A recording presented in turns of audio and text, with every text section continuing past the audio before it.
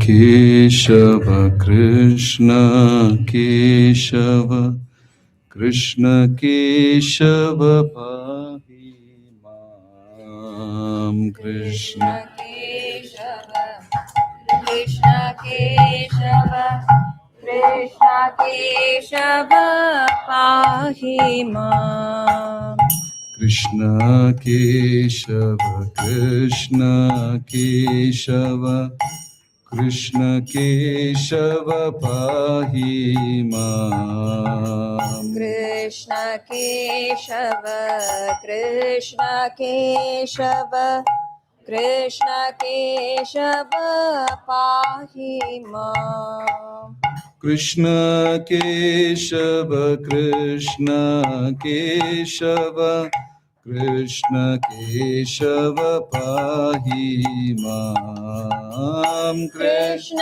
केशव कृष्ण केशव कृष्ण केशव पाहि मां राम राघव राम राघव राम राघव रक्ष मां राम राघव राम राघव राम राघव रक्ष मां राम राघव राम राघव राम राघव रक्ष मां राम राघव राम राघव राम राघव रक्ष मां राम राघव राम राघव राम राघव रक्ष मां राम राघव राम राघव राम राघव रक्ष मां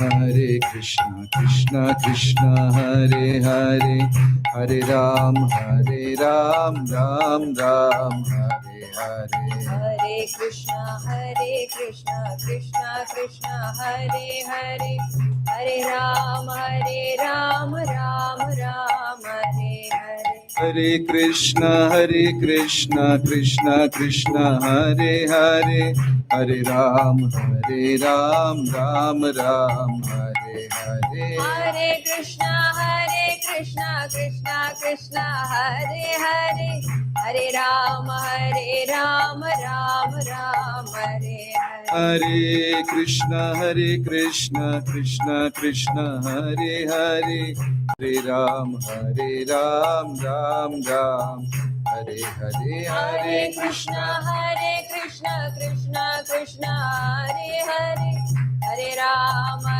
राम राम हरे हरे ओम नमो भगवते वासुदेवाय ओम नमो भगवते वासुदेवाय ओम नमो भगवते वासुदेवाय ओम नमो भगवते वासुदेवाय नारायणं नमस्कृत्य नारायणं नमस्कृत्य नरं चैव नरोत्तमं नरं चैव नरोत्तमं देवीं सरस्वतीं व्यासं देवीं सरस्वतीं व्यासं ततो जयमुदीरये। ततो जयमुदीरये।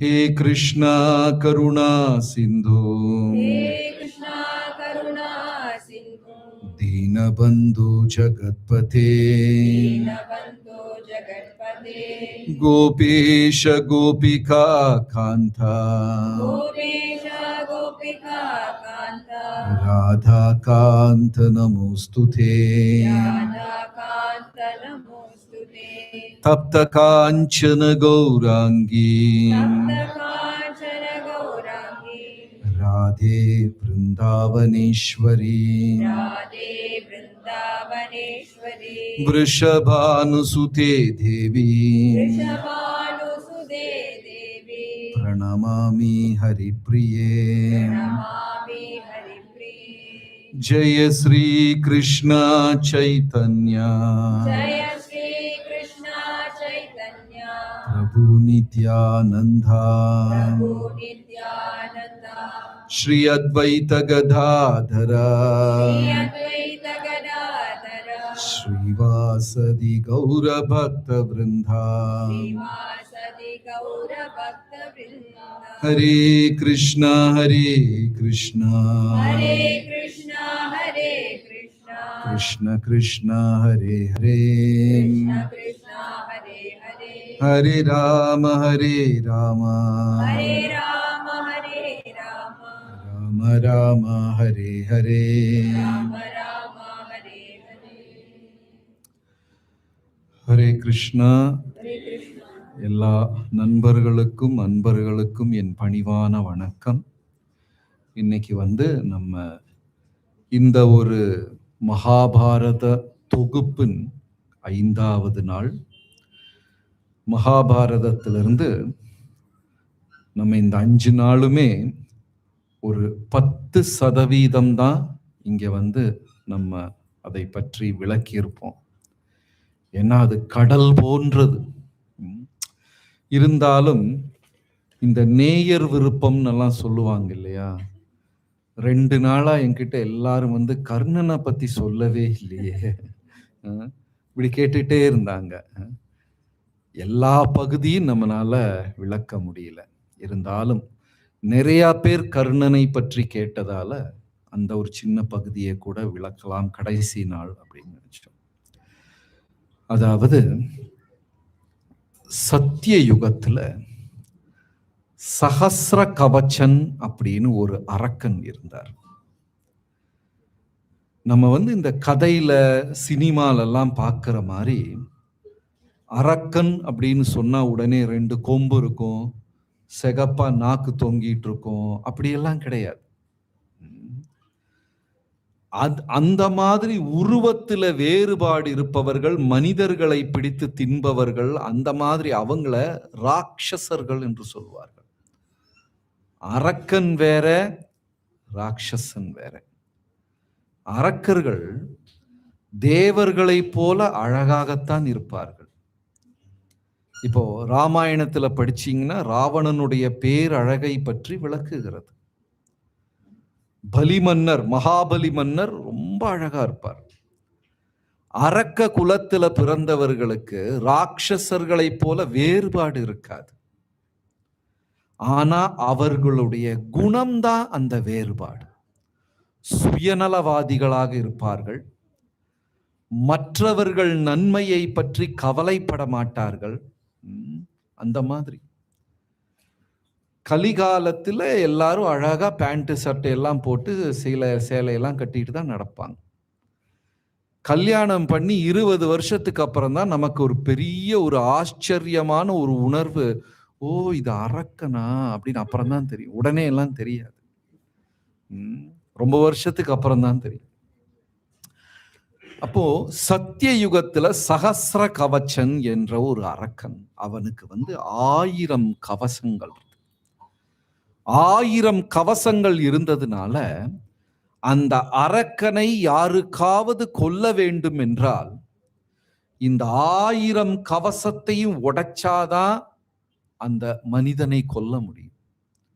அதனால சரியான ஒரு அகம்பாவம், அகந்தை, ஆணவம், என்னை யாராலும் ஒன்றும் செய்ய முடியாது அப்படின்னு ஆணவம் வந்துவிட்டது. பாருங்க, நீங்க டெய்லி காலையில வீட்டுல கபோர்டு ஓபன் பண்றீங்க. ஓபன் பண்ணுனா சும்மா 1000 வெள்ளி, 10,000 வெள்ளியே, 1,00,000 வெள்ளி சும்மா கிடைக்குது. யாராவது வேலைக்கு போவீங்களா? ஏதாவது வேலை செய்வாங்களா? வீட்லயாவது ஏதாவது வேலை செய்வாங்களா? எதுவுமே யாருமே செய்ய மாட்டாங்க. எந்த ஒரு விஷயமும் மனிதனுக்கு அளவுக்கு அதிகமாக கிடைத்து விட்டால் ஆணவம் தலைக்கு பிடித்து விடும். அதனாலதான் இயற்கையும் கொஞ்சம் கொஞ்சமா எல்லாருக்கும் தருது. அறிவாகட்டும், செல்வமாகட்டும், அழகாகட்டும், திறன்களாகட்டும், எதுவுமே அளவுக்கு அதிகமா இருந்தா மற்றவர்களை பார்த்து மதிக்க வேண்டும் என்று கூட தெரியாது. இந்த இயக்கத்துடைய ஸ்தாபகர் பிரபுபாதர். அவருடைய ஆன்மீக குரு ஒரு கதை சொன்னாரு. ஒரு கிராமத்துல ஒரு ஜமீன்தார் இருந்தாராம். ரொம்ப ஆணவம் அந்த மனிதனுக்கு. ஏன்னா அந்த அளவுக்கு பொன்னும் பொருளும் செல்வமும் எல்லாம் இருக்கு. மற்றவர்களை மதிக்க வேணும்னு ஏதாவது தேவை இருக்கா? கிடையாது. அப்ப அந்த ஊர்ல எல்லாரும் என் பொண்ணுக்கு திருமணம், எங்க வீட்டுல நல்ல விஷயம் நடக்குது, விசேஷம் நடக்குது, திருவிழா இருக்கு, யார் கூப்பிட்டாலும் இவர் போக மாட்டாராம். என்ன பண்ணுவாராம், இவருடைய செருப்பு அனுப்புவாராம். வேலைக்காரன் செருப்பை தூக்கிட்டு போவான். அந்த அளவுக்கு ஆணவம். அந்த செருப்பை எடுத்து கொண்டு போய் அந்த திருமணம் அங்க கொண்டு போய் வச்சா அவரு வந்ததுக்கு சமம். அது நம்ம பகவான் இறைவனுக்கு தான் அப்படி எல்லாம் பண்ணுவோம். அவருடைய பாதத்தை தொட்டு வணங்கிறது. மனிதர்கள்லாம் அப்படி கிடையாது. ஆனா மனிதர்களுக்கும் கலிகாலத்துல ரொம்ப ஆணவம். இத நீங்க ரொம்ப அதிசயமா எல்லாம் பார்க்காதீங்க. இது நாட்டிலையும் நம்ம சாதாரண பார்க்கையிலும் நடந்து கொண்டு இருக்கிறது.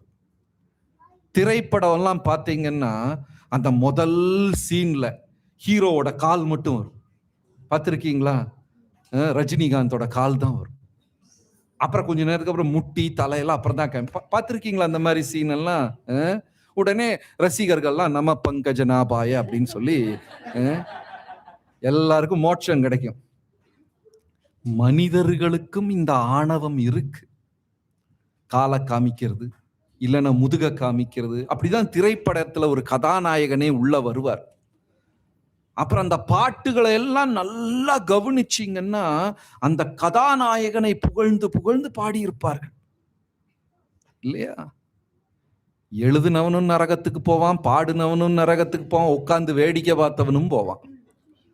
ஏன்னா இந்த புகழாரம் எல்லாம் இறைவனை மட்டுமே சார்ந்தது. இந்த ஆணவம் பிடித்த ஜமீன்தார் என்ன பண்ணுவாரு, எங்க திருவிழா யார் இவருக்கு அழைப்பிதழ் வச்சாலும் செருப்பை விடுவார். வேலைக்காரன் செருப்பை கொண்டு போவான். ஊர் மக்களுக்கெல்லாம் பிடிக்கவே செய்யாது. இருந்தாலும் இந்த செல்வந்தர்கிட்ட போய் சண்டை போட முடியுமா என்ன? ஒரு நாளைக்கு அந்த அம்மா வீட்டுல ஒரு வேலைக்காரி அந்த பணிவிடை எல்லாம் சுத்தப்பத்தமா எல்லாம் தொடச்சு சுத்தமா வைக்கிறாங்க. ஜமீன்தார் கிடையாது, அந்த அவர் கிடையாது, லேண்ட்லார்டு கிடையாது. உடனே முதல் முறையா அவருடைய அறைக்குள்ள போறாங்க சுத்தம் செய்யறதுக்காக. ஆஹா, எப்படி இருக்கு சிற்பங்கள், வேலைப்பாடுகள், மார்பிள், அது இது பார்த்து அந்த வேலைக்காரம்மா பிரமிச்சு போய் நிக்கிறாங்க. இவ்வளவு அழகா எல்லாம் சுத்தம் செஞ்சுட்டு அந்த ஜமீன்தாரோட பெட்ல போய் பாக்குறாங்க. அப்படியே ஸ்பாஞ்ச் எல்லாம் சிங் சிங்னு போகுது.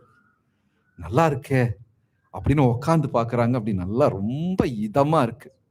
உட்காந்து பார்த்தாங்க, எட்டி பார்த்தாங்க, ஜமீன்தார காணோம், யாரும் இல்லை. கொஞ்சம் படுத்து பார்த்தாங்க. ஏன்னா இந்த மாதிரி வாய்ப்பெல்லாம் மனிதர்களுக்கு கிடைக்காது. அந்த அவருடைய படுக்கையில இவங்க படுத்து பார்த்தாங்க. ஆனா என்ன, களைப்புல தூங்கிட்டாங்க. கொஞ்ச நேரத்துக்கு அப்புறம் அவர் வந்தாரு லேண்ட்லார்டு. பார்த்தா அவருக்கு பிடிக்குமா, தன்னுடைய படுக்கையில ஒரு அம்மா படுத்து கொண்டு இருக்கிறது, அதுவும் வேலைக்காரி. கோபத்துல கையில் இருந்த குச்சி எடுத்து விளாசுன்னு அடிக்க ஆரம்பிச்சுட்டாங்க. அந்த அம்மா கதறிக்கொண்டு அழுகிறாங்க.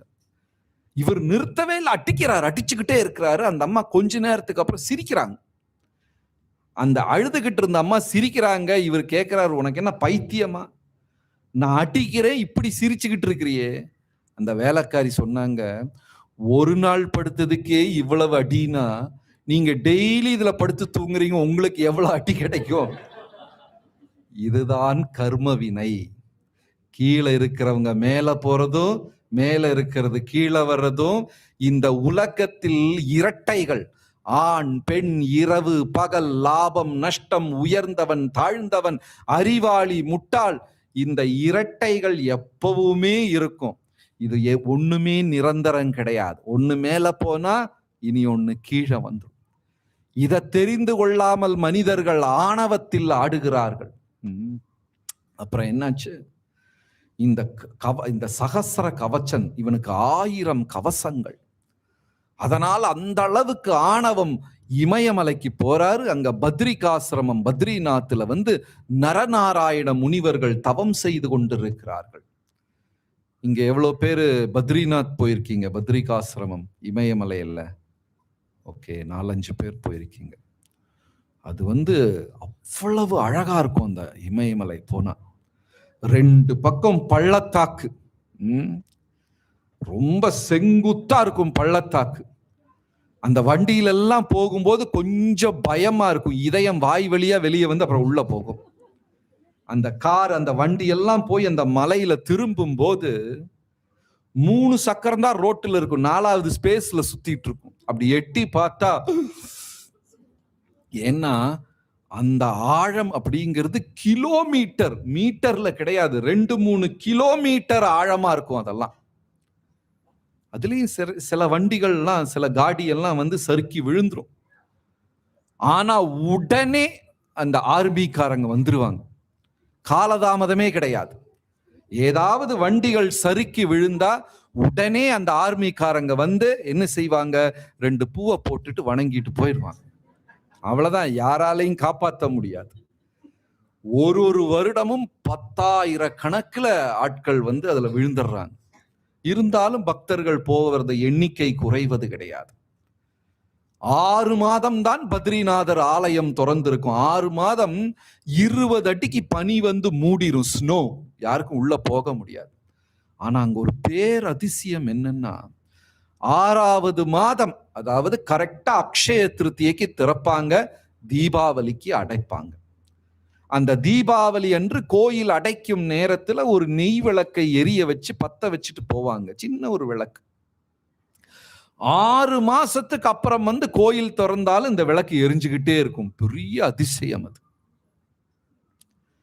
அப்போ அந்த பத்ரிநாத்ல நரநாராயண முனிவர்கள் தவம் செய்து கொண்டிருக்கிறார்கள்.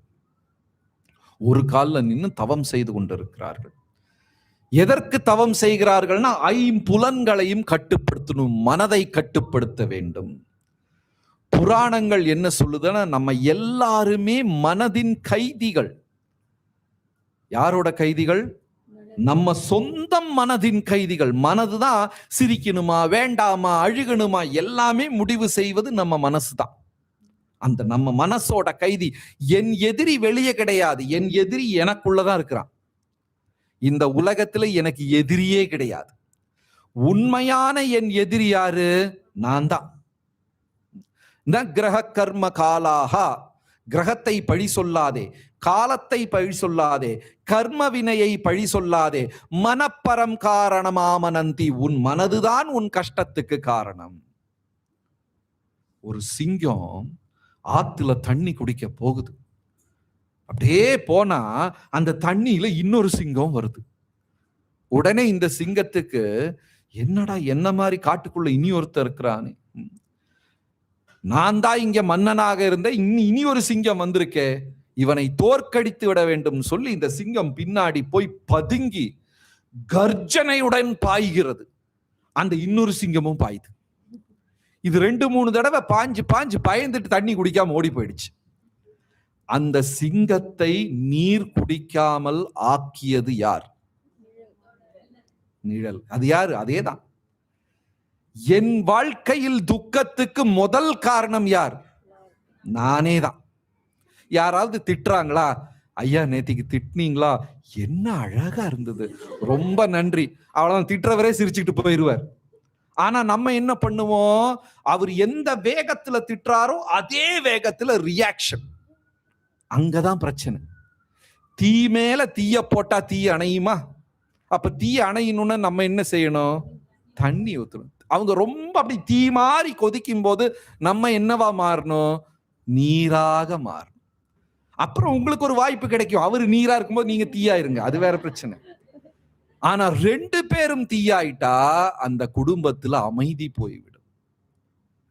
இந்த மகாபாகவதத்துல அழகான கதை. கஜேந்திரனை அகத்தியர் சபிக்கிறார், அந்த மன்னரை அகத்தியர் சபிக்கிறார், நீ யானையா போன். மன்னர் கேட்டுக்கிட்டு, நல்லா தானே இருக்கு, ரொம்ப நன்றி அப்படிங்கிறார். அவருக்கே சிரிப்பு வந்துருச்சு. யாருக்கு? சாபம் கொடுத்த அகத்தியருக்கே சிரிப்பு வந்துருச்சு. சரிப்பா, நீ யானையா பிறப்ப, நான் தெரியாம சொல்லிட்டேன். ஆனா நீ யானையாக பிறந்த பொழுது நாராயணனே உன் கையை பிடித்து கொண்டு வைகுண்டத்திற்கு கொண்டு போயிருவார் அப்படின்னார். அந்த சாபத்தை என்னவா மாத்திட்டாரு? வரமா. யாரு? அந்த மன்னர். அந்த இடத்துல நம்ம உட்கார்ந்து இருந்தா என்ன ஆயிருக்கும்? அகத்தியர் நம்மளை சபிச்சா, யானை நீ பூனையாப்பா, உங்க அப்பா பூனை, உங்க தாத்தா பூனை, அப்படிதானே நம்ம பண்ணியிருப்போம். தீக்கு மேல தீ போட்டா தீ அணையாது. அப்ப இந்த முனிவர்கள் அப்படி 2 பேரும் நரநாராயண முனிவர்கள் தவம் செய்து கொண்டு இருக்கிறார்கள். இந்த அரக்கன் சகஸ்ர கவச்சன் அவ்வளவு கவசம் இருக்குங்கிற ஆணவத்துல அவர்களை தொந்தரவு செய்து கொண்டிருக்கிறார். முனிவர்கள், துறவிகள், அந்தணர்கள், இறைவனையே நம்பிக்கொண்டு அவர் நாமத்தை ஜபம் செய்யக்கூடிய பக்தர்கள், இந்த மாதிரி இருக்கிறவங்களை எல்லாம் தொந்தரவு செஞ்சா அது பாவம் இல்லை, அபராதமாக மாறிவிடுமா. பாவத்திற்கு பிராயச்சித்தம் உண்டு, அபராதத்திற்கு என்ன கிடையாது? பிராயச்சித்தம் கிடையாது. அது மாதிரி உயர்ந்தவர்களை செய்யக்கூடாது. அப்ப இவங்க இந்த அரக்கன் இந்த நரநாராயண முனிவர்களை தொந்தரவு செய்து கொண்டு இருக்க, அவர்களும் என்ன செய்தார்கள்? அந்த அரக்கனுடைய 999 999 கவசத்தையும் உடைச்சிட்டாங்க. இனி எவ்வளவு கவசம் பாக்கி? ஒரே கவசம் தான் பாக்கி. அந்த ஒரு கவசத்தை உடைச்சாச்சுன்னா அந்த அரக்கன் இறந்துருவான். அப்ப அவ்வளவு நேரம் ஆணவத்துல இருந்த அந்த அரக்கன் அந்த ஒரு கவசம் மீதம் அப்படின்னு பயம் வந்துருச்சு. இதுவும் உடைஞ்சிருச்சுன்னா அவ்வளவுதான், நான் இறந்துருவேன் அப்படின்னு பயந்துகிட்டு இந்த அரக்கன் என்ன செஞ்சானா, சூரிய நாராயணரிடம் சென்று அடைக்கலம் நேடிக்கொண்டான். நல்லா புரிஞ்சுக்கோங்க. யார்கிட்ட இருந்து பயந்து ஓடினா? நரநாராயணர்களிடம் இருந்து பயந்து ஓடி யார்கிட்ட அடைக்கலம் எடுத்தாரு? இந்த நாராயணர் கிட்ட இருந்து ஓடி அந்த நாராயணர் கிட்ட, பகவான் கிட்ட இருந்து பயந்து ஓடி பகவானிடமே சரணடைந்தான். அன்னைக்கு சூரியனாக நாராயணர் இருந்தார். சூரிய நாராயணரின் அடைக்கலம் தேடிக்கொண்டான். அவரும் இந்த மாதிரிலாம் பண்ணாதப்பா, சரி வா என்று ஏற்றெடுத்து கொண்டார். அந்த சூரியன் தான் குந்தி தாயாருக்கு மகனாக அந்த அரக்கனை திரும்ப கொடுத்தது. கதை புரிஞ்சுதா? விளங்குச்சா? யார் அது? கர்ணன். அந்த மீதம் இருந்த ஒரு கவசத்தோடு கர்ணன் பிறந்தான். ஆனா சூரியனுடைய அடைக்கலம் எடுத்ததுனால, சூரிய நாராயணருடைய அடைக்கலம் எடுத்ததுனால அந்த அரக்கத்தன்மை எல்லாம் போய் சாத்விகமாக ஒரு மனிதனாக பிறந்தார். புரிஞ்சுதா? பகவானை அடைக்கலம் எடுத்ததுனால, சரணாகதி அடைந்ததுனால அந்த அரக்கத்தன்மை, அரக்க குணங்கள் எல்லாம் மாறி அவர் நல்ல மனிதனாக பிறந்தார். ஆனா பிரச்சனை என்ன? அந்த சகவாசம் சரியில்லை, கூட்டாளி சரியில்லை. நல்லதாதான் பிறந்தாரு, ஆனா என்ன, கூட்டாளி சரியில்லை. நல்ல கூட்டாளிய கண்டுபிடிச்சுக்கோங்க. சனிக்கிழமை நைட்டா, வெள்ளிக்கிழமை வாயா 2 போய் பாருக்கு போயிட்டு வருவோம். இந்த மாதிரி கூட்டாளி தான் கலியுகத்துல அதிகம். கூட்டாளிகள் 2 விதம். ஒன்று நிழல், இனி ஒன்று கண்ணாடி. 2 விதமான கூட்டாளிகள். எப்படி 2? எதெல்லாம்? நிழல், இனி ஒண்ணு கண்ணாடி. இந்த நிழல் யாருன்னா, நம்மளை புகழ்ந்துகிட்டே இருப்பாங்க. எப்ப பார்த்தாலும், உன் சட்டை நல்லா இருக்கியா, நீ பாடுனேன்னு வச்சுக்கோ, கந்தர்வர்களே வந்த மாதிரி இருக்கு, நீ இல்லைன்னா இங்க ஒண்ணுமே நடக்காது. இப்படி கொஞ்சம் கூட்டாளி இருக்கான். நமக்கே தலைக்கு ஆணவம். இவன் வேற கொஞ்சம் காத்தடிச்சு நம்மளை பெருசாக்கி. இது நிழல். 2வது கூட்டாளி எந்த மாதிரி? கண்ணாடி. நல்லதே செஞ்சாலும் சரியாவல, என்ன நிகழ்ச்சி நடத்தி இருக்காங்க சரியில்லை, ஸ்பீக்கர் கடைசி வரைக்கும் கேட்க மாட்டேங்குது, அந்த நாசிலாமால எனக்கு கொடுத்த அந்த கச்சான் கம்மியா இருக்கு, ஏதாவது ஒரு குற்றம் கண்டுபிடிப்பது. அதாவது கொசு, அவங்க கொசு மாதிரி. இந்த கொசு என்ன பண்ணுமாம், பசுமாட்டின் பால் கறக்கக்கூடிய அகிடு இருக்கு இல்லையா, அந்த நிப்பிள் அகிடு, அதுல போய் உட்காருமா. அங்க என்ன ஃப்ரீயா கிடைக்குது? பால். ஆனா கொசு என்ன குடிக்கும்? ரத்தம். எப்ப பார்த்தாலும் குற்றம் கண்டுபிடிப்பதே வேலையாக வைத்திருக்கிறார்கள் சிலர். உங்க வீட்டுல யாராவது அப்படி இருக்காங்களா? அவங்கள திருப்திப்படுத்துறது ரொம்ப கஷ்டம். அப்போ அரக்கத்தன்மை அந்த மாதிரி. இந்த என்ன இவருடைய கூட்டாளி சரியில்லை. அப்ப இது கண்ணாடி. இரண்டாவது நண்பன் முதல் நண்பன் யார் மாதிரி? நிழல் மாதிரி. இரண்டாவது நண்பன் கண்ணாடியை போன்றவன். எவ்வளவுதான் செஞ்சாலும் குற்றம் கண்டுபிடித்து கொண்டே இருப்பான். இப்போ நம்ம வாழ்க்கையில உண்மையிலுமே உதவியான நண்பன் யாரு? நிழலா கண்ணாடியா? கண்ணாடி. நமக்கு யார பிடிக்கும்? நிழலை பிடிக்குமா கண்ணாடியை பிடிக்குமா? நிழல் தான். ஏன்னா எப்ப பார்த்தாலும் புகழ்ந்துகிட்டே இருக்கான், அவனைத்தான் பிடிக்கும். நண்பர்கள் யார் அப்படின்னா, மனம் சோர்வடையும் பொழுது நமக்கு தக்க பலமாக இருக்க வேண்டும். உயர்ந்து வரும்போது அந்த மாதிரி நண்பர்கள் தான் வாழ்க்கையில ரொம்ப முக்கியம். ஆனா இவனுக்கு கிடைச்ச, கர்ணனுக்கு கிடைச்ச கூட்டாளி யாரு? துரியோதனன். கொஞ்சம் சுத்தமாயிட்டு வந்ததையும் கெடுத்து விட்டார். கர்ணன் எப்பவுமே என்ன சொல்லுவார்னா, துரியோதனன் தான். ஏன்னா ஒரு நாளைக்கு அவையில எல்லாருமே அவமானப்படுத்தி விட்டார்கள். அந்த குருகுலம் முடித்து விட்டு பாண்டவர்கள் வர்றாங்க. பாண்டவர்கள் வந்து அதுல அர்ஜுனன் குறிப்பாக தன்னுடைய பராக்கிரமத்தை எல்லாம் காண்பிக்கிறார். பயங்கரமா வில்வித்தை. அது ஒரு அம்புல ஆகாயத்திலிருந்து மழை பெய்கிறது, அடுத்த அம்புல பூமியிலிருந்து கங்கை வருகிறது. அவ்வளவு சிறப்பான வித்தை.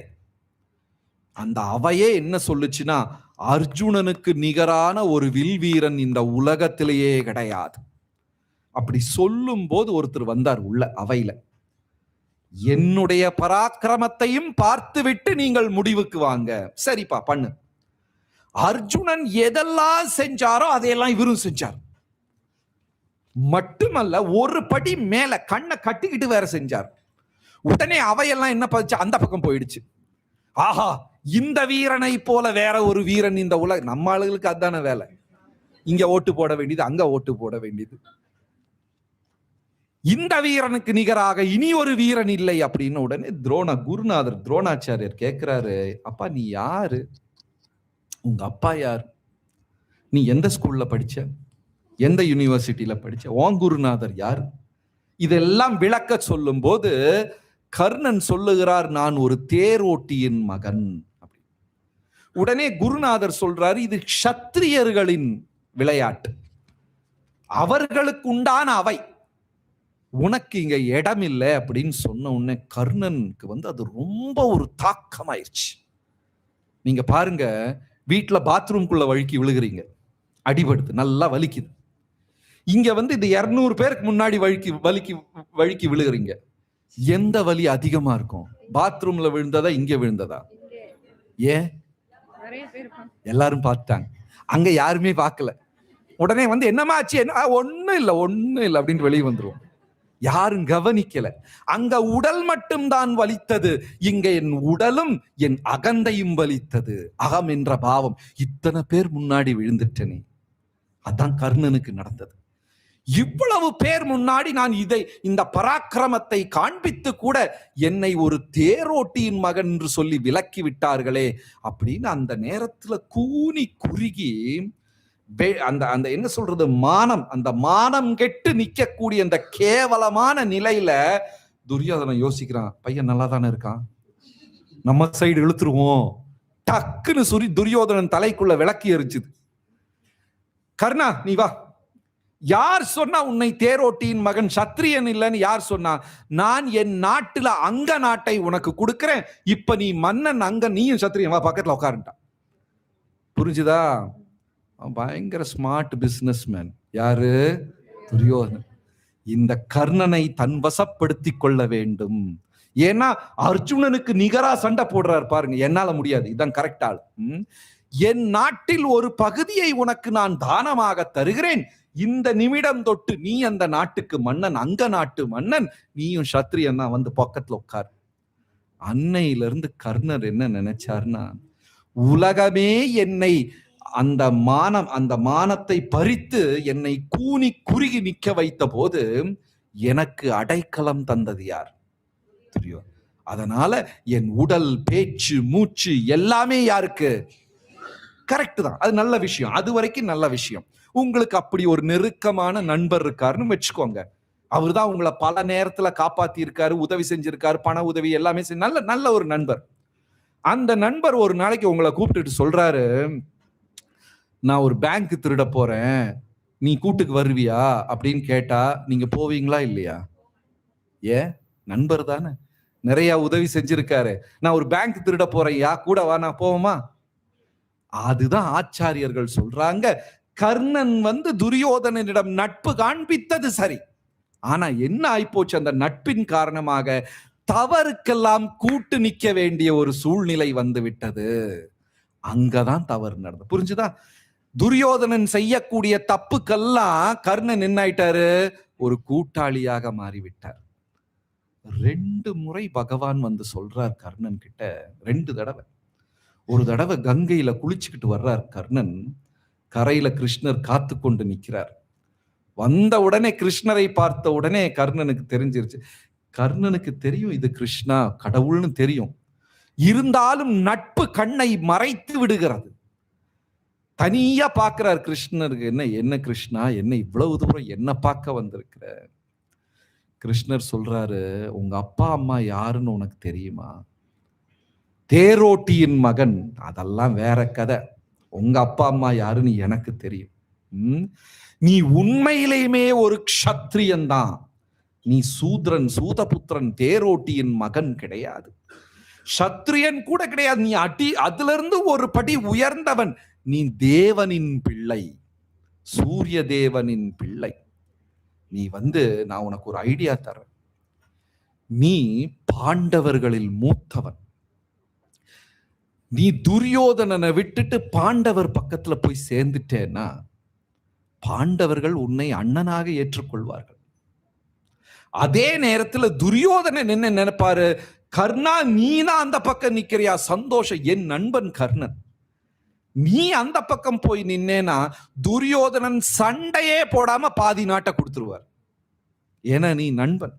இனி கொடுக்கலனாலும் பரவாயில்ல, உனக்கு நேரமாவே அங்க தேசம் இருக்கு, போரே இல்லாம சமரசமா முடிச்சுக்கலாம். யார் ஐடியா கொடுக்கிறா? கிருஷ்ணர். கர்ணன் முடியாது. கிருஷ்ணா நீங்க சொல்றதெல்லாம் சரி என்று என் மனதுக்கு படுகிறது, ஆனா என் நட்பு அதை அனுமதிக்காது. உயிரையே விட்டாலும் நான் துரியோதனனுக்காகத்தான் உயிரை விடுவேன். கர்ணா நீ ஒரு முட்டாள் அப்படின்னு பகவான் சொல்றார். அமைதியா கர்ணன் அங்க போயிட்டு, மறுபடியும் போர் ஆரம்பித்ததுக்கு அப்புறமும் பகவான் போய் கர்ணனிடம் எவ்வளவு தடவை பேசுறாரு? 2. அப்ப என்ன ஆச்சுன்னா, இவ்வளவு நல்ல குணங்கள் இருந்தும் பகவான் பேச்சை கேட்காததுனால இந்த நற்குணங்கள் எல்லாம் கர்ணனை விட்டு விலகி விட்டது. புரிஞ்சுதா? எவ்வளவுதான் நல்ல குணம் இருந்தாலும் நம்ம யார் சொல்றத கேட்கணும்? பகவானுடைய வார்த்தையை மீறினா அந்த நற்குணங்களே கர்ணனை விட்டு மெதுவா போக ஆரம்பிச்சிருச்சு. நற்குணங்களுக்கே பிடிக்கல, நான் கர்ணன் கூட இருக்க கூடாதுன்னு சொல்லி அதுங்க ஒன்னொன்னா போயிடுச்சு. 2 முறை, ஒரு முறை குந்தி தாயார் சொன்னாங்க, கர்ணன் கேட்கல. 2 முறை பகவானே சொன்னார், கர்ணன் கேட்கல. பீஷ்மர் ஒரு முறை சொன்னார், அப்போ உங்க கர்ணன் கேட்கவே. அப்புறம் என்னாச்சு, போர்க்களத்துல கர்ணன் சண்டை போட்டுக்கிட்டு 13வது நாளோ 14வது நாளோ சண்டை போட்டுக்கிட்டு இருக்கிறார். ஆனா என்ன, அந்த கரெக்ட் நேரத்துல கர்ணனை விட்டு நற்குணங்கள் எல்லாம் போயிருச்சு. ஏதோ அந்த தேரோட்டிய திட்டுனார், வேகமா போ, மெதுவா போன்னு. தேரோட்டி என்ன பண்ணிட்டார், ரதத்தை பாதியில நான் வீட்டுக்கு போறேன் லீவ் எடுத்துட்டு போயிட்டார். கர்ணன் ரதம் தனியா. அதுக்குள்ள என்னாச்சு, கர்ணனுக்கு ஒரு கையால ரதத்தை ஓட்டவும் வேணும், அர்ஜுனன் கூட பாருங்க எவ்வளவு வேலை, 2 வேலை செய்யறாரு. என்ன ஆயிடுச்சு, அந்த ரதத்தின் சக்கரம் அந்த குழிக்குள்ள மாட்டிக்கிச்சு. இதுல வேடிக்கை என்னன்னா, 13 நாள் அங்க ஒரு குழியே இல்லை, அன்னைக்கு ஒரு குழி உருவாயிடுச்சு. ஏன்? தர்மம் கைவிட்டது யார? கர்ணனை. பகவான் பேச்ச கேட்டிருந்தா இந்த எல்லாமே கர்ணனுக்கு கிடைச்சிருக்கும். பகவானுடைய பேச்சை கேட்காதனால தர்மமே கர்ணனை கைவிட்டது. அன்னைக்கு வரைக்கும் அங்க இல்லாத ஒரு குழி, புதுசா ஒரு குழி உருவாச்சு. அந்த குழிக்குள்ள போய் ரதம் மாட்டிக்கிச்சு. இப்ப என்ன பண்றது, ரதத்தை வெளியில் எடுக்கணுமே. தன்னுடைய அன்பு வில்லு எல்லாம் கீழே போட்டுட்டு ரதத்தை எடுக்கிறாரு. அர்ஜுனனும் போர் செய்யாம ஸ்டாப் பண்ணிட்டார். கிருஷ்ணர் கேட்டா, நீ என்னப்பா பண்ற? நீங்க என்ன பார்ட்டிக்கா வந்திருக்கிற? அட்டி அவனை அப்படின்ட்டாரு. அர்ஜுனர் சொல்றாரு, அவர் ஆயுதம் இல்லாமல் நிக்கிறாரே, நிராயுத பாணியாக நிக்கிறாரே, இப்ப நான் எப்படி போய் அவர் கூட சண்டை போடுறது? அவர் ஏதோ ரதத்தை ரிப்பேர் பண்ணிக்கிட்டு இருக்காரு. இப்ப இதெல்லாம் நான் உங்ககிட்ட கேட்டேன்னா அடின்னு அடி. உன் மகன் அபிமன்யுவை கொன்ற பொழுது அந்த 6 மகாரதிகளில் கர்ணனும் ஒன்று. அன்னைக்கு கர்ணன் தர்மத்தை பார்த்தாரா? திரௌபதியை துகிலுரிந்த பொழுது அந்த அவையில உட்கார்ந்து கொண்டு உற்சாகப்படுத்தியது கர்ணன். அன்னைக்கு கர்ணன் தர்மத்தை பார்த்தாரா? நீ என்னமோ தர்மம் அட்டி, அவன் எதுக்கு எந்திரிச்சு வந்துட்டு அப்புறம் ரொம்ப கஷ்டமா அடிச்சிரு அப்படின்ட்டார். உடனே அர்ஜுனன் அம்பையும் வில்லையும் எடுத்து வைத்த பொழுது கர்ணனே சிரித்து கொண்டு, அர்ஜுனா நீ ஒரு கோழை, ஆயுதமில்லாத நிக்கிற என்ன நீ அடிக்கிறியே, நீ ஒரு கோழை அப்படின்னு உடனே கிருஷ்ணர் சொல்றாரு, நீ பண்ணுனதெல்லாம் சரியா? ஒரு பெண்ணை ஒரு அவையில் வைத்துக் கொண்டு இத்தனை சத்திரியர்கள் நீங்க அவள் துகிலுரிந்தீர்களே, அப்பவே நீங்க விலங்குகளாகி மாறிவிட்டீர்கள். ஒரு மன்னன் காட்டுக்கு வேட்டைக்கு போகும்போது சிங்கத்துக்கிட்ட, ஹலோ சிங்கம் சார், நான் உங்களை ஷூட் பண்ணிட்டு பர்மிஷனா கேட்பார்? நீ விலங்குக்கு சமம். நீ அப்பவே செத்துட்ட கர்ணா, முடிஞ்சு போச்சு உன் வாழ்க்கை. அடிச்சார். அதுக்கப்புறம் கர்ணன் சோர்ந்து போய், அர்ஜுனனும் அப்படி கொஞ்சம் கவலையா தான் இருந்தது, சண்டை போடாம அடிச்சிட்டனேன். அப்படியே சோர்ந்து இருந்துட்டு கர்ணன் கேட்கிறார் கிருஷ்ணர் கிட்ட, அவ்வளவுதானா கிருஷ்ணன், எல்லாம் முடிஞ்சுதா? கிருஷ்ணர் சொல்வாரு, கர்ணா நீ நல்லவன், நீ நல்லவன். போன பிறவியிலே நீ என்னை அடைக்கலம் எடுத்தாய், ஆனா உன்னோட கூட்டு சரியில்லை. அதுக்குத்தான் வாரத்துக்கு சத் சங்கத்துக்கு வந்துருங்க. நல்ல கூட்டாளிகையா கண்டுபிடிச்சுக்கோங்க.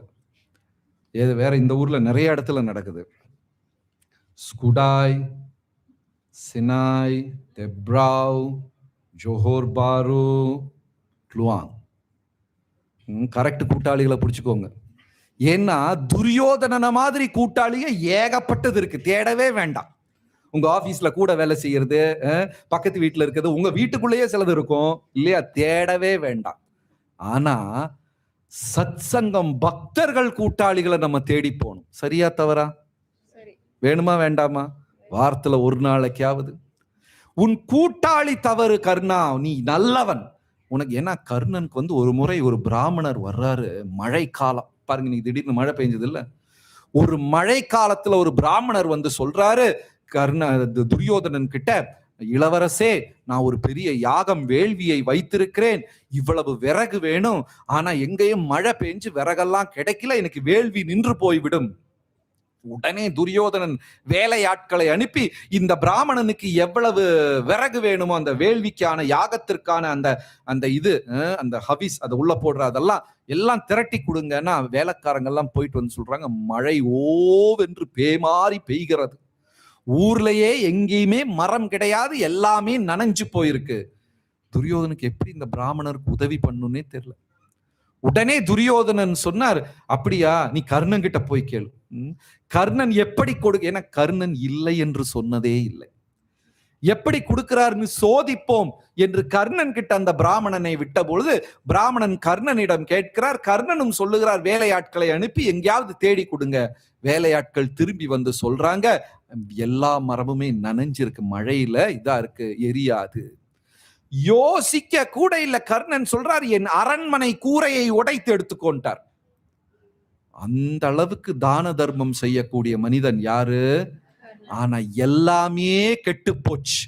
பாலுல ஒரு துளி விஷம் போட்டது மாதிரி, அந்த பாலை பாம்பு கவ்வியது மாதிரி என்னாச்சு? அந்த துரியோதனன் கூட்டாளியானதுனால போச்சு எல்லாம். கர்ணா, இதுதான் உன் தவறு.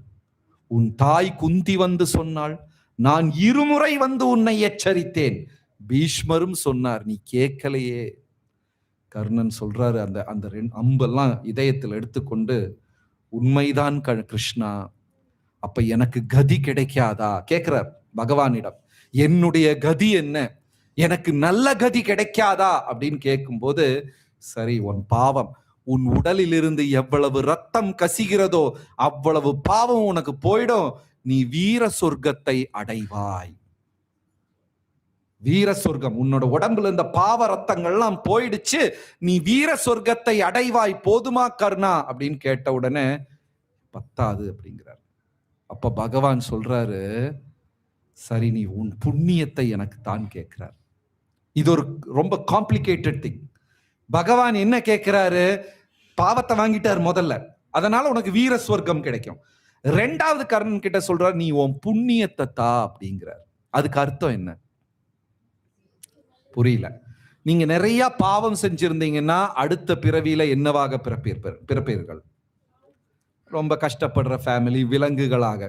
நிறைய புண்ணியம் செய்திருந்தீர்களா, என்னவா பிறப்பீர்கள்? செல்வந்தராக, செல்வச்சீவானாக, அழகாக, அறிவாளியாக. இப்ப பாவமும் கிடையாது புண்ணியம் கிடையாதுன்னா என்ன ஆகும்? கரெக்ட். கர்ணன் கிட்ட கேட்கிறாரு, உன்னுடைய புண்ணியத்தை தா. கர்ணன் சந்தோஷம். இது இந்த தமிழ் சினிமா எடுத்தவங்களுக்கு தெரியல. அங்கதான் ஒரு ட்விஸ்ட போட்டு விட்டாங்க. அட பாவி, அந்த நேரத்திலையும் வந்து கிருஷ்ணர் இப்படி கேட்டாரு. அது கேட்டதே அவனுக்கு உதவி செய்வதற்காக. உன் பாவத்தையும் எடுத்தேன், உன் புண்ணியத்தையும் எடுத்தேன், அடுத்த பிறவியில ஆன்மீகமா பக்தியில உயர உனக்கு ஒரு வாய்ப்பு கிடைக்கும்னு சொல்லி அனுகிரகம் பண்ணிட்டு போறான். கதை முழுசா தெரியலன்னா ராமன் சீதைக்கு சித்தப்பனான்னு கேட்பாங்க. இப்படியெல்லாம் நடந்தது. சோ நல்ல குணங்கள் இருந்தாலும் கர்ணனுடைய தவறு என்னன்னா அந்த தேர்ந்தெடுத்த கூட்டாளி. நமக்கு எல்லாருக்கும் நண்பர்கள் ரொம்ப தேவை. சில நேரத்துல இதயத்தில் இருக்கும் குமுறல்கள், வலி, யாருக்கிட்டையாவது போய் அதையெல்லாம் விளக்கி சொல்லணும், ஆறுதலா 4 வார்த்தை கிடைக்கும் அப்படின்னு எதிர்பார்ப்பு எல்லா மனிதர்களுக்கும் உண்டு. அந்த அம்மா படுத்துக்கிட்டே புலம்பிட்டு இருப்பாங்க. உங்களுக்கு தெரிஞ்சுதா இன்னைக்கு என்னெல்லாம் நடந்தது, அவங்க என்ன இது பண்ணாங்க, இவங்க என்ன, அவர் பக்கத்துல கொரட்டை விட்டுக்கிட்டு இருப்பார். நமக்கு வந்து ஆறுதல் எல்லாருக்குமே தேவை. என் மனதுக்குள்ள இருக்கிற குமுறல்கள் எல்லாம் யாருக்கிட்டையாவது பங்கிட்டு ஒரு ஆறுதலா, அப்படி ஒரு நண்பர். பாண்டவர்கள் மொத்தம் 5 பேர். யுதிஷ்டிரா, பீமா, அர்ஜுனா, நகுல, சக. இதுல இந்த பீமா அர்ஜுனா ரொம்ப நெருக்கமான நண்பர்கள். 5 பேர்லயும் இவங்க ஃப்ரெண்ட்ஸ், ரொம்ப ரொம்ப க்ளோஸ் ஃப்ரெண்ட்ஸ். அப்ப என்னைக்கு நைட்டு அம்மா என்ன பண்ணுவாங்க, சாப்பாடு கொடுத்து தூங்க வச்சா பாக்கி 3 தூங்கிரும். எது? தர்மர் தூங்கிடுவாரு, நகுல சகதேவன் தூங்கி, இது 2 குச்சு குச்சு குச்சு குச்சு குச்சு பேசிக்கிட்டே தூங்காது. குழந்தைங்க அப்படித்தானே, சில நேரம் விளக்கெல்லாம் பேசிக்கிட்டே இருக்கும், தூங்கவே செய்யாது. ஒரு நாளைக்கு இரவில் விதுரர் வருகிறார். குந்தி அழுகிறாங்க, அண்ணா என் வாழ்க்கையில எவ்வளவுதான் சோதனை, என் பிள்ளைகளுக்கு விஷம் வச்சு கொடுத்தாங்க, காட்டுக்கு அனுப்புறாங்க, படுத்து தூங்கும் போது வீட்டுக்கு தீ வைக்கிறாங்க, சோதனையே என் வாழ்க்கையாக மாறிவிட்டதே, நான் என்ன பண்றது? உடனே விதுரர் சொல்றார், நீ கவலைப்படாதம்மா, உன் மூத்த மகன் தருமன், அவன் இருக்கும் வரை உனக்கு எந்த அழிவும் வராது. அவன் தலையிலிருந்து ரத்தம் மட்டும் பூமியில விழாம பார்த்துக்கும். தருமன் தலையிலிருந்து ரத்தம் பூமியில விழுந்தா இந்த பூமியே 2ஆக பிளர்ந்து விடும். அவன் இருக்கும் வரை அழிவே கிடையாது. பதில் சொல்றார். போயிட்டார் அவரு. 5ல 3 தூங்கிருச்சு, 2 மட்டும் கேட்டுக்கிட்டு இருக்குது. யார் 2? அர்ஜுனனும் பீமன். இவங்க அண்ணன் தம்பியாக இருந்தாலும் நண்பர்களை விட நெருக்கமான உறவு இவங்க 2 பேருக்கும். அதுக்கப்புறம் பெருசாய் அந்த குரு சபையில வச்சு தர்மர் சூது விளையாடி கொண்டிருக்கார். பீமன் கோவத்துல எந்திரிச்சு, இவன் அண்ணனா, இவன் இப்படி விளையாடுனால நம்ம எல்லாருமே இந்த மாதிரி ஆயிட்டோமே, திரௌபதிக்கு நிகழ்ந்த நிகழ்வு இதை பாருங்க அப்படின்னு கோபத்துல கொந்தளிக்கும் போது அர்ஜுனன் கையை பிடிச்சு ஒரே இழு, உட்கார். யார? பீமனை உட்கார வச்சிட்டார். நான் ஒரு கதை சொல்லட்டுமா? கதை சொல்ற நேரமா இது? என்ன கதை? நம்ம சின்ன பிள்ளைகளாக இருந்த பொழுது, தூங்கி கொண்டிருந்த பொழுது, ஒரு நாளைக்கு இரவு விதுரர் வந்து அம்மா கிட்ட சொன்னது ஞாபகம் இருக்கா? ஆமா, அதுக்கு என்ன இப்போ என்ன சொன்னார்? தர்மர் இருக்கும் வரை நம்ம எந்த தீங்கும் நாடாது. உடனே பீமன் அப்படின்னு உட்காந்துருவார். அதுக்கப்புறம் 12 வருஷம் காட்டுக்கு போறோம். பசி மட்டும் பீமன்னால தாங்கவே முடியாது. அவர் மலேசியாக்காரர், பசி மட்டும் தாங்க முடியாது, கொந்தளிச்சிருவார். 12 வருஷம் காட்டுக்கு போய் திங்கிறக்கெல்லாம் கிடைக்காம வந்த போது சரியான கோவம். இது எல்லாம் நம் அண்ணன் தர்மனால் வந்த வினை. இப்ப சோறு தண்ணி இல்லாம காட்டுல அலைய வேண்டியதா போச்சு அப்படின்னு கோபத்துல கொந்தளிக்கும் போது அர்ஜுனன் பீமன் அப்படி உட்கார், ஒரு கதை சொல்றேன். என்ன கதை? நம்ம தூங்கிட்டு இருக்கும் போது நடந்தது தெரியுமா? என்னது? தர்மன் இருக்கும் வரை அழிவே கிடையாது. உடனே பீமன் அப்படி உட்கார்ந்து. இப்படி எப்பொழுதெல்லாம் பீமனுக்கு இதுதான் உண்மையான நட்பு.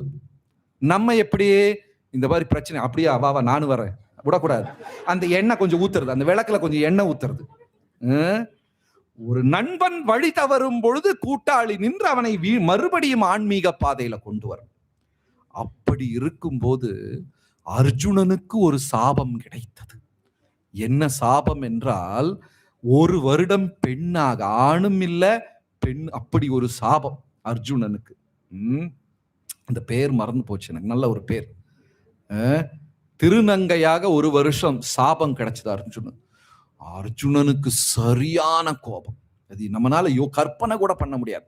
இங்க நிறைய பெண்கள் இருக்காங்க. ஆனா இந்த காலத்துல பெண்கள் எல்லாம் ஆண்கள் ஆடையை போட்டுக்கிட்டு நடக்கிறாங்க இல்லையா? பெண்கள் எல்லாம் பேண்ட் சட்டை போடுறாங்க, அது வேற கொஞ்சம் கிழிச்சு விட்டுக்கிட்டு எல்லாம் நடக்கிறாங்க, எல்லாம் ஆண்கள் ட்ரெஸ் எல்லாம். ஆனா இன்னைக்கு வரைக்கும் அது மட்டும் நடக்கல. ஆண்கள் சேலை கட்டி நடக்க. யோசிச்சு பாருங்க, எந்த ஆண் மகனுக்காவது தைரியம் இருக்கா ரோட்ல சேலை கட்டிட்டு நடக்க முடியுமா? அவங்களுடைய ஈகோ சம்மதிக்கவே. அர்ஜுனன் யார்? பராக்கிரமி, சிவபெருமான் கூட போர் செஞ்சவர், யமதர்மன் கூட போர். அந்த ஆண்களின் வீரம் எல்லாம் இருக்கு. அவர் 1 வருஷம் என்னவா திருநங்கையா மாதிரி சேலையெல்லாம் கட்டி அப்படி இப்படி எல்லாம் நடந்து உள்ள அவர்னால தாங்கவே முடியல. ஒரு நாளைக்கு பீமன் கிட்ட போய், இது அனைத்திற்கும் காரணம் தர்மன் தான். தர்மன் இந்த சூது விளையாடல என்ன இப்படி ஆயிருக்குமா? பீமன் உட்காருப்பா, நான் ஒரு கதை சொல்றேன் இல்லையா? இதுதான் நட்பு. ஒருத்தர் வழி தவறிட்டா கூட அடுத்தவர் என்ன பண்றாரு? அவரை சரியான பாதையில கொண்டு வர்றார். இப்படிப்பட்ட நண்பர்கள் ரொம்ப முக்கியம். கிருஷ்ணர் சொல்லிட்டார் கர்ணன் கிட்ட, உன்னோட தவறான கூட்டாளி. அதனால நீ அனைத்து பாவத்தையும் இழந்தாய், இருந்தாலும் உன்னை நான் மதிக்கிறேன் சொல்லி மறுபடியும் அவருக்கு ஒரு வாய்ப்பு கொடுத்தார் பகவான் கர்ணனுக்காக. Govind Jaya Jaya Gopala Jaya Jaya Radha Ramana Hari. Govind Jaya Jaya Govind Jaya Jaya Gopala Jaya Jaya Radha Ramana Hari. Govind Jaya Jaya Govind Jaya Jaya Gopala Jaya Jaya Radha Ramana Hari. Govind Jaya Jaya Govind Jaya Jaya Gopala Jaya Jaya Radha Ramana Hari. Govind Jaya Jaya Govind Jaya Jaya Gopala Jaya Jaya Radha Ramana Hari. Govind Jaya Jaya Govind Jaya Jaya Gopala Jaya Jaya Radha Ramana Hari. Govind Jaya Jaya Govind Jaya Jaya Gopala Jaya Jaya Radha Ramana Hari. Govind Jaya Jaya Govind Jaya Jaya Gopala Jaya Jaya Radha Ramana Hari. Govind Jaya Jaya Hare Krishna Krishna Krishna Hare Hare, Hare Ram Ram Ram Hare Hare. Hare Krishna Krishna Krishna Hare Hare, Hare Rama Ram Ram Hare Hare. Hare Krishna Krishna Krishna Hare Hare, Hare Ram Ram Ram Hare Hare. Hare Krishna Krishna Krishna Hare Hare, Hare Ram Ram Ram Hare Hare. Hare Krishna Krishna Krishna Hare Hare, Hare Ram, Ram Ram, Hare Hare. Hare Krishna, Krishna Krishna, Hare Hare, Hare Ram, Ram Ram, Hare Hare. இந்த மகாபாரதத்தை ஒரு மரமாக கற்பனை செய்தால் அந்த மரத்தின் ஒரு பழம், அந்த பழம் என்னது? மகாபாரதத்தை நம்ம ஒரு மரமாக கற்பனை செய்தால் அந்த மரத்துல ஒரு பழம் இருக்கு. அது என்ன பழம்? மகாபாரதம்ங்கிற மரத்தினுடைய பழம் என்னது? சும்மா கெஸ் பண்ணுங்க. ஓகே, மகாபாரதத்திலிருந்து இன்னைக்கும் நம்ம வாழ்க்கையில உபயோகம் செய்யக்கூடிய பெரிய ஒரு அனுகிரகம் கிடைச்சது. கரெக்ட். அந்த மரத்துடைய பழம் என்னது? பகவத்கீதை. அர்ஜுனன், அதாவது அர்ஜுனனை ஒரு கன்றுக்குட்டியாக மாற்றி பகவான் பால்காரனாக மாறி வேதங்களை பசுமாடாக்க மாற்றி அந்த பாலை எடுத்து கொடுத்தார். அந்த பழம் பகவத்கீதை. இதுல ரொம்ப ரொம்ப முக்கியம். இங்க கூடியிருக்கிற நண்பர்கள் எவ்வளவு பேர் வீட்டுல பகவத்கீதை இருக்கு? ஓகே, ஏறக்குறைய எல்லாரும். எத்தனை பேர் வீட்டுல இல்ல? கொஞ்சம் பேர் வீட்டுல இல்ல. கண்டிப்பாக பகவத்கீதை இருக்கணும் வீட்டுல. சோ அதுல 2 ஸ்லோகத்தை மற்றும் சொல்லி இதோட முடிவுக்கு நம்ம போறோம். ஒரு ஸ்லோகம், பிரதிஜானீஹி கௌந்தேயா நமே பக்த பிரணஷ்யதி. அந்த பகவத்கீதை பேசிக்கொண்டிருக்கும் பொழுது பகவான் அர்ஜுனரிடம் சொல்லுகிறார், பிரதிஜானீஹி கௌந்தேய. பிரதிஜானீஹி கௌந்தேயன்னா பறைசாற்றி கூறு. இந்த பெரும் பறைன்னு சொல்லுவாங்க தமிழ்ல, அந்த பெரிய ட்ரம்மா இருக்கும். அதெல்லாம் இப்ப இந்த ஊர்ல இருக்கா? பெருசா இருக்கும். அவ்வளோ பெருசுல அடிப்பாங்க.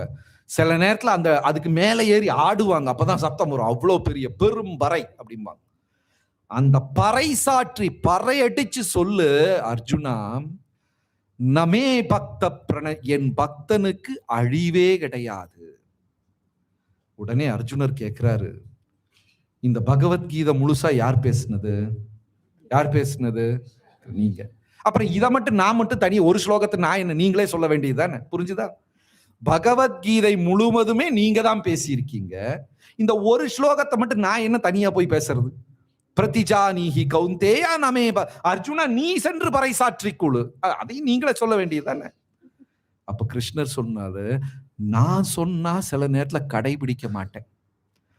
போர்ல ஆயுதம் எடுக்க மாட்டேன்னு சொன்னா கடைசியில என்ன பண்ண? ஆயுதம் எடுத்தேன். சண்டை போட மாட்டேன்னு சொன்னா போட்ட சண்டை பூரா யார்? இவர் தான். நான் சொன்னால் என் வார்த்தை தவறி விடுவேன், ஆனால் என் பக்தர்கள் சொன்னாங்கன்னா வார்த்தை தவறவே மாட்டேன். பிரகலாதன் சொன்னார் இல்லையா, பகவான் ஹரி எங்க இருக்கிறாருன்னு பிரகலாதர் சொன்னாரு, தூணுல இருக்கார். என்ன காலையிலேயே நரசிம்மர் வேஷம் போட்டு உள்ள உட்காந்துட்டு இருந்தாரா? 6 மணிக்கு உடைப்பாங்க, நான் வெளியே வர்றேன் அப்படியே உட்காந்துட்டு இருந்தாரு? இல்ல. அந்த நேரத்துல பிரகலாதன் சொன்னார் தூணுல இருக்குன்னு. நிஜபிருத்த பாஷிதம், அந்த சேவகனுடைய வார்த்தையை உண்மையாக்குவதற்காக நரசிம்மர் என்ன செஞ்சாரு? அப்ப பக்தர்கள் வார்த்தைக்கு அவ்வளவு முக்கியத்துவம். அப்போ அர்ஜுனா, நான் சொன்னா கடைபிடிக்க மாட்டேனான்னு எனக்கே தெரியாது. ஆனா நீ சொன்னேனா நான் கண்டிப்பாக, என் பக்தனின் வார்த்தை ஒரு பொழுதும் தவறாது. அதுல அர்ஜுனனை தான் ரொம்ப நெருக்கமாக, பக்தோசிமே சகாச்சேதி, பக்தர்களில் நீ என் நண்பன் அப்படின்னு சொல்றார் அர்ஜுனன். அதனாலதான் பல நேரங்கள்ல நேற்றுக்கு பேசணும் இல்லையா, கிருஷ்ணருடைய மடியில அர்ஜுனன் படுத்து தூங்குறது. இனி ஒரு நாளைக்கு நாரதர் பார்க்க போனா அங்க ஒரு வேடிக்கை நடந்துகிட்டு இருக்குது. என்ன வேடிக்கைன்னா, கிருஷ்ணர் ஒரு பக்கத்துல உட்கார்ந்து இருக்கிறார், அர்ஜுனர் இன்னொரு பக்கத்துல உட்கார்ந்து இருக்கிறார். அவர் 2 காலை நீட்டி இவர் மேல போட்டிருக்கிறார். யாரு? கிருஷ்ணா 2 காலை நீட்டி அர்ஜுனன் மேல போட்டிருக்கிறாரு. அர்ஜுனன் 2 காலை நீட்டி கிருஷ்ணரோட சைட்ல கிச்சு கிச்சு மூட்டிட்டு இருக்கிறார். அதுக்கு என்ன சொல்லுவாங்க? டிக்லிங். அதுக்கு என்ன சொல்லுவாங்க? இங்க அப்படிதான் சொல்லுவாங்களா? கரெக்ட். கிச்சு கிச்சு மூட்டிட்டு இருக்கிறாரு. கிருஷ்ணர் சிரிச்சுக்கிட்டு இருக்கிறாரு. நாரதர் சொன்னா, நீ நரகத்துக்கு போவையா? என்ன பண்ணிட்டு இருக்கிற? காலால கிருஷ்ணருக்கு கிச்சு கிச்சு மூட்டிக்கிட்டு இருக்கிற நரகத்துக்கு அவ்வளவு நெருக்கம். அதனாலதான் விராட்ட ரூபம் விஸ்வரூபம்லாம் பார்த்துக்கிட்டு அர்ஜுனன் பயந்து, இவர் மடியிலையா நான் படுத்து தூங்கிட்டு இருந்தேன், 1000 தலை 1000 இது, அதுல ஒரு தலையில தீ வருது, இனி ஒரு தலை நீர் வருகிறது, பார்த்து அப்படியே இவர் மடியிலையா நான் படுத்துக்கிட்டு இருந்தேன், இவரையா ஹே மாதவா ஹே யாதவா ஹே சக்கேதி இப்படி எல்லாம் நான் கூப்பிட்டேன். பயந்துட்டார். அதுலயும் ஒரு நாளைக்கு போர் நடக்கும் போது கிருஷ்ணர் கிட்ட சொல்றாரு அர்ஜுனர், ரதத்தை இடது பக்கம் திருப்பு கிருஷ்ணா அப்படிங்கிறார். உடனே கிருஷ்ணர் இடது பக்கம் திருப்புறார். உடனே அர்ஜுனர் சொல்ற, இடது பக்கம் கிருஷ்ணா, கிருஷ்ணன் நான் இடது பக்கம் தானே திருப்புறேன். இல்ல கிருஷ்ணா இடது பக்கம். ஆமாயா நான் இடது பக்கம் தான் திருப்புறேன். அப்ப அர்ஜுனர் மேல நின்னுதானே சண்டை போட்டுக்கிட்டு இருக்காரு. காலால ஒரு உத யாருக்கு, இடது பக்கம் திருப்ப சொல்றேனே அப்படின்னும் போது கிருஷ்ணர் சிரிச்சுக்கிட்டே சொல்றாரு, நீ வலதுன்னு நினைக்கிற, அதை சொல்லி வந்த போது தப்பாயிடுச்சு இல்லையா, இடம் வலது உனக்கு அந்த டென்ஷன்ல மிஸ் ஆயிடுச்சு. லெஃப்ட் ரைட்னு சொல்றதுக்கு பதிலா நீ என்ன சொல்லிட்ட, லெஃப்ட். சரி என்று வலது பக்கம் திருப்புறாரு. அப்பதான் ஐயோ நான் தான் சொன்னது தப்பா அப்படின்னு நினைக்கிறார். கொஞ்ச நேரத்துக்கு அப்புறம் அந்த 4 குதிரைகளை கிருஷ்ண பகவான் கையில பிடிச்சுக்கிட்டு சாட்டவார கையில எடுத்துக்கிட்டு ஆகாயத்துல சத்தம் பண்றார். அப்படி சவுண்ட் பண்றார். இந்த மாட்டு வண்டி குதிரை வண்டி எல்லாம் ஓட்டுறவங்களுக்கு தெரியும், அதை அடிக்க வேண்டாம், சும்மா இப்படி சவுண்ட் பண்ணலாம். சாட்டவார்ல சும்மாவே காத்துல சவுண்ட் பண்ணலாம். அப்படி சவுண்ட் பண்ணும்போது குதிரைகள் பயந்து ஓடுகிறது. கிருஷ்ணர் குதிரையை அடிச்சாரா? அடிக்கல. தேரோட்டிக்கு குதிரையை அடிக்கலாமா? ஒரு தேரோட்டிக்கு குதிரையை அடிக்கலாமா? அப்பாவுக்கு மகனை அடிக்கலாமா?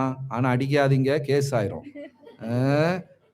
ஆனா உன் வேதப்படி திட்டலாம், அடிக்கலாம், தவறே கிடையாது. ஆசிரியருக்கு மாணவனை திட்டலாம், ஆனால இப்ப திட்ட முடியாது. ஐயா கொஞ்சம் அமைதியா இரு அப்படி கேட்க வேண்டிய சூழ்நிலை.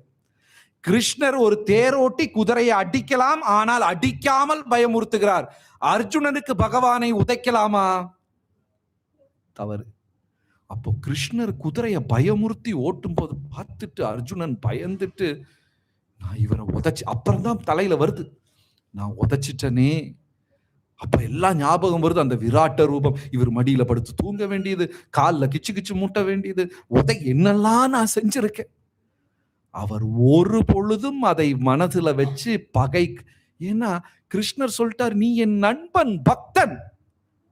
பண்டரிபுரம் போனீங்கன்னா பக்தர்கள்லாம் பகவானோட தோல்ல தலையில எல்லாம் உட்காந்துக்கிட்டு இருப்பாங்க, எல்லாம் அப்படி பண்ணிட்டு இருப்பாங்க. அதனால அர்ஜுனா நீ சென்று பறைசாற்றிக்கோரு, என் பக்தர்களுக்கு அழிவே கிடையாது. அதனால புத்திசாலியான மக்கள் என்ன பண்ணிடணும், பேசாம இந்த ஜபமாலை எடுத்துக்கிட்டு அப்படி பிடிச்சிடணும். யமன் ஐயா நான் பக்தன்யா நீ போ அப்படின்னு அனுப்பி விட்டுடலாம். பக்தர்கள் தப்பித்துக் கொள்வார்கள். நான் முதல் நாள் சொன்னேன், யமனுக்கு பகவான் ஒரு வரம் கொடுத்திருக்கிறார். யாரை விட சொல்லி இருக்கிறாரு? நெத்தியில திலகம் போட்டுக்கிட்டு, கழுத்துல துளசி மாலையை இது பண்ணி, கையில ஜபமாலையை வச்சு தூங்கிட்டு இருக்காங்கல்ல, அவங்களெல்லாம் விட்டுருட்டார். ஜபம் பண்ணலன்னா கூட நீங்க காலையில எடுத்து வச்சுட்டு ஹரே கிருஷ்ணன் சொல்லிட்டு இருந்தா போதும், தப்பிச்சுக்கலாம். பக்தர்களை காப்பாற்று அப்படிங்கிறார். அடுத்தது ஸ்லோகம், இதை பகவத்கீதையில சரணாகதி ஸ்லோகம் என்று சொல்வார்கள். எல்லாரும் ஒரு முறை ஏற்று சொல்லுங்கள். சர்வதர்மான் பரித்யஜ்ய மாம் ஏகம் சரணம் வ்ரஜ அஹம் த்வாம் சர்வ பாபேப்யோ மோக்ஷயிஷ்யாமி மா சுச்சஹ. இது இதுதான் சரணாகதி ஸ்லோகம், பகவத்கீதையோட முக்கியமான ஸ்லோகம். அர்ஜுனா அனைத்து தர்மங்களையும் நீ மறந்துரு. நம்ம மகாபாரதம் தொடங்கும் போது எந்த தலைப்புல தொடங்கணும்? தர்மம். இப்ப எங்க வருது? அனைத்து தர்மங்களையும் நீ மறந்து விடு. சர்வ தர்மான் எல்லாம் அப்படியே விட்டு துறந்து விடு, எல்லாத்தையும் விட்டு. மாம் ஏகம் சரணம் வ்ரஜ, என்னை மட்டும் நீ சரணடை. அகம் துவாம் சர்வ பாபேப்யோ, உன்னோட எல்லா பாவத்தில இருந்தோம் மோக்ஷயிஷ்யாமி, உனக்கு நான் மோட்சம் தருகிறேன், விடுதலை தருகிறேன். மா சுச்சக, சந்தேகப்படாதே. பகவத் மகா எல்லாம் முடிஞ்சிருச்சு. மகாபாரதம்லாம் முடிஞ்சிருச்சு. 18 நாள் போர், எல்லாமே முடிஞ்சு போச்சு. அங்க ஒரு தலை மட்டும் இருந்தது. போர்ல பங்கெடுக்க முடியல. ஒரு தலை மட்டும் இருந்தது. பப்ரிகான் பேர். அப்போ அந்த தலை கிட்ட போய் கேட்கிறாங்க, யார் இதுல சிறந்த வீரர்?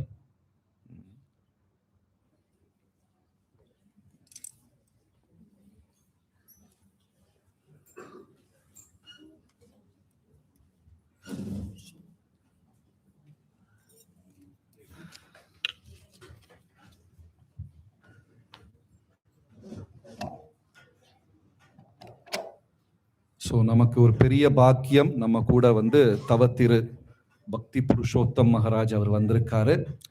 ஸோ இதை சொல்லி நான் முடிச்சுக்கிறேன். அந்த தலையிடம் கேட்டார்கள், இப்ப 18 நாள் போர் நடந்ததே, இவ்வளவு சிறப்பா அந்த போர் நடந்ததே, இதுல உண்மையிலேயுமே ரொம்ப சிறப்பா போர் செஞ்சது யார் அப்படின்னு கேட்ட உடனே அந்த தலை சொல்லுச்சான், நான் யாரையுமே பார்க்கலையே. இல்லப்பா, பாண்டவர்கள் இவ்வளவு கோடிக்கணக்கான பேர் இருந்தார்கள், அங்க இவ்வளவு பேர் செத்தாங்க, என்னெல்லாம் நடந்தது போர்க்களத்துல, நான் யாரையுமே பார்க்கலையே. நான் மயிலிறகு வைத்து கொண்டிருந்த ஒருத்தரை மட்டும்தான் இந்த குருக்ஷேத்திரத்துல சுத்தி சுத்தி நடக்கிறத நான் பார்த்தேன். வேற எதுவுமே நான் பார்க்கல. நம்ம எல்லாம் வெறும் பொம்மை. அந்த நூலை பிடிச்சு ஆட்டுறது யாரு? அவ்வளவுதான். தினமும் மறக்காமல் இந்த ஜபத்தை சரியா செய்யுங்க. நமக்கு எல்லாருக்கும் பகவானுடைய அனுகிரகம் கிடைக்கும்.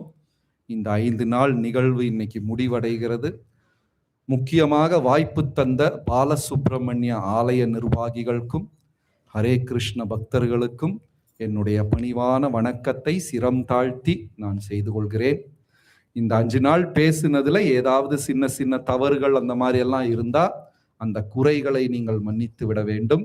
எல்லாரும் நாம ஜபம் தொடங்க வேண்டும் என்பதுதான் எங்களுடைய விண்ணப்பம். ஹரே கிருஷ்ணா. ஸ்ரீல பிரபுபாதுக்கு